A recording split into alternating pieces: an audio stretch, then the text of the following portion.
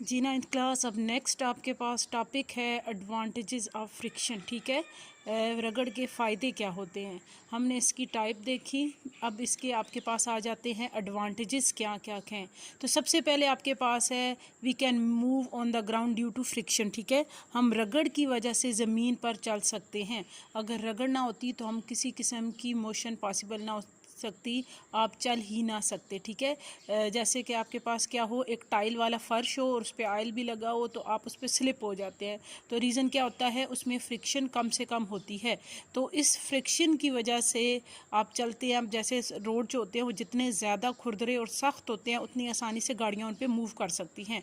तो यही रीज़न है कि हम इसी फ्रिक्शन की वजह से क्या करते हैं, चल सकते हैं, हम मूव कर सकते हैं। ठीक है, and next one is we can stop और मूव ऑब्जेक्ट। ठीक है, हम चलती हुई चीज़ों को रोक सकते हैं और रुकी हुई चीज़ों को चला सकते हैं। ठीक है, it's mean friction enable us to stop or moving object. Friction हमें इस काबिल बनाती है कि हम चल सकते हैं और चीज़ों को रोक सकते हैं। ठीक है, रगड़ की वजह से जब ब्रेक लगती है तो गाड़ियाँ क्या होती हैं, रगड़ खा के रुक जाती हैं। ठीक है, तो उस रगड़ की वजह से ही हम उन गाड़ियों को चला पाते हैं। अगर ये फ्रिक्शन ना होती तो चलती हुई चीज़ें हमेशा चलती रहती और रुकी हुई चीज़ों को हम कभी भी चला ना सकते। ठीक है, and next one we can a nail can stay in a wood due to friction. ठीक है, एक जो कील होती है वो लकड़ी में रहती है, किस वजह से, फ्रिक्शन की वजह से। अगर रगड़ ना होती तो जितने भी स्क्रू होते, पेच वगैरह होते, ये लकड़ी के अंदर, मशीनों के अंदर रुक ना सकते। ठीक है, तो ये फ्रिक्शन की वजह से रुके रहते हैं।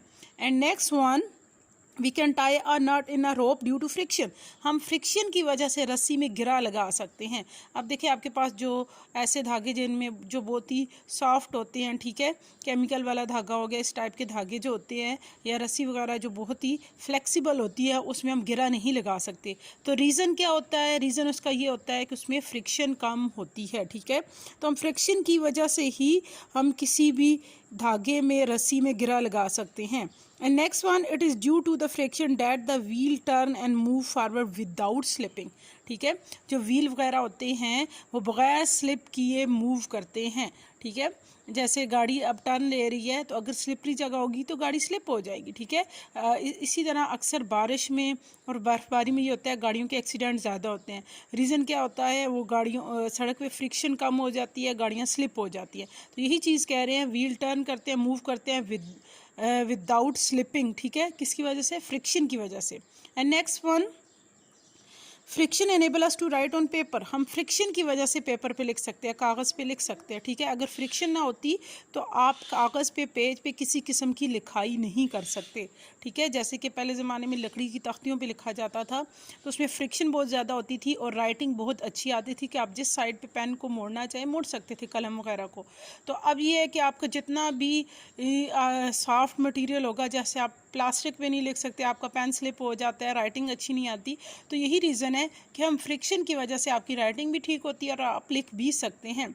And next one, the lighting of match की stick is the application of friction. ठीक है, इसी तरह माचिस की तीली हम जलाते हैं, किस वजह से, फ्रिक्शन की वजह से। अगर माचिस की तीली को आप देखें, जब रगड़ते हैं आप, इसी तरह लाइटर को रगड़ते हैं, किसी किस्म की आग जलाने वाला डिवाइस है, तो जब आप उसको रगड़ते हैं, रब करते हैं, तो उस वजह से उसमें आग लग जाती है। ठीक है, तो ये किसकी वजह से होता है, फ्रिक्शन की वजह से। बगैर रगड़े आप उसमें आग नहीं लगा सकते। तो ये थे एडवांटेजेस ऑफ फ्रिक्शन। इसी तरह आपके पास और भी बहुत सारे एडवांटेजेस होते हैं, जैसे परिंदे हवा में मूव कर सकते हैं, किसकी वजह से, फ्रिक्शन की वजह से। मछलियाँ पानी में तैर सकती हैं, फ्रिक्शन की वजह से। तो ये सारी आपके पास क्या है, मोशन, जितनी किस्म की मोशन पॉसिबल है वो किस वजह से है, ड्यू टू फ्रिक्शन की वजह से है। ठीक है।